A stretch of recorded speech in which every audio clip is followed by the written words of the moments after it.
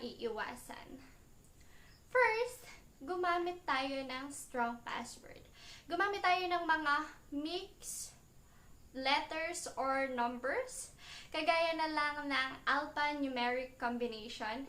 And also, iwasan natin ang paggamit ng personal information, katulad na lang ng ating birthday, or yung mga alam nyong numbers na madaling matandaan. Next naman is, don't give your password to anyone. As in, never.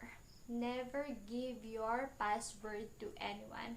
Lagi nyo lang isipin na para tong toothbrush na personal lang natin gagamitin, na hindi natin pwedeng i-share na kahit sino, at dapat ikaw lang ang nakakaalam. Sunod naman natin is, don't click any link that is saying that you won a prize together with any amount of diamonds or beans. Kasi lagi natin itong may encounter dito sa Bigo na bigla-biglang may nagme-message na nanalo ka ng ganitong amount ng dayas, ng ganitong amount ng beans.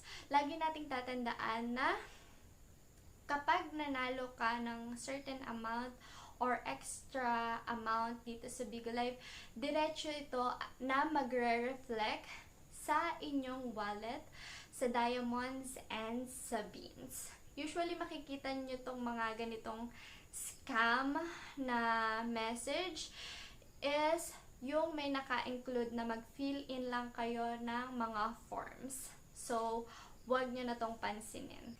So, eto guys, always remember na para makasigurado kayo sa mga message na nare-receive nyo kung totoo ba or legit, para malaman nyo, ang verified official Bigo account ay meron sa taas na orange circle na may letter V as their verification, para sure kayo na totoo yung mga messages na nare-receive nyo. And pag non-verified, makikita nyo na merong green check mark. Meaning to say, pwedeng hack lang to para makuha yung information nyo. So now, dumako naman tayo on how to retrieve your hacked Bigo account.